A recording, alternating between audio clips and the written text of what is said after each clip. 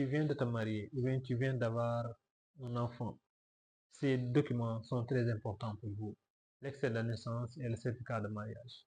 Mesdames et messieurs, bonjour. Dans cette vidéo, je vous montre l'importance de ces deux documents et comment faire pour les avoir. Tu viens d'avoir un enfant à l'hôpital ou bien au niveau de la clinique. Donc, ils vont vous délivrer un certificat d'accouchement. C'est ce certificat d'accouchement qu'il faut amener au niveau de la mairie avec la carte nationale d'identité des deux parents pour déclarer votre enfant. Il faut le faire à temps parce qu'il y a un délai. Si ça passe ce délai, ça devient compliqué. Il faut le faire à temps. Quand vous avez un enfant, il faut le déclarer à temps pour qu'il puisse aller à l'école à temps, pour qu'il puisse avoir sa carte nationale d'identité, le passeport, etc.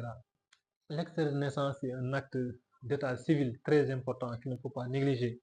Aujourd'hui, il y a beaucoup d'enfants, beaucoup d'élèves qui ont raté leur examen ou bien qui ont raté leur éducation à cause de cela.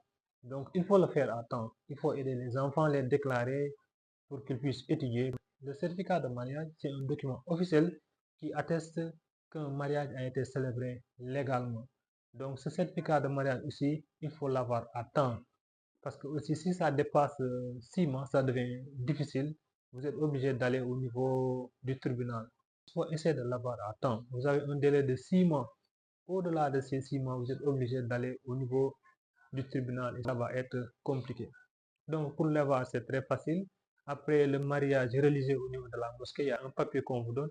C'est ce papier-là qu'il faut amener au niveau de la mairie avec l'extrait de naissance de l'homme et de la femme et les 4 témoins. Chaque témoin doit amener la photocopie de sa carte nationale d'identité. Donc, c'est à partir de ça qu'on va vous délivrer un certificat de mariage. Vous aurez besoin de certificat de mariage. Il faut présenter ce document si vous ne l'avez pas en cas de divorce. Vous êtes obligé de le chercher. En cas de succession, vous devez aussi l'avoir. C'est un document très important qu'il ne faut pas négliger. Il ne faut pas négliger ce document. Il faut le chercher à temps. Même pour les visas aussi. C'est très important, surtout quand on vous demande l'attachement de votre pays. Ou le certificat de mariage en est un exemple patent. Le certificat de mariage est un document très important qu'il ne faut pas négliger. Tout ce qui est procédure administrative, tout ce qui est, si vous êtes professionnel, que vous travaillez quelque part, vous devez avoir votre certificat de mariage. Donc, il ne faut pas négliger. Si cette vidéo vous est utile, abonnez-vous massivement et likez. Peace and love.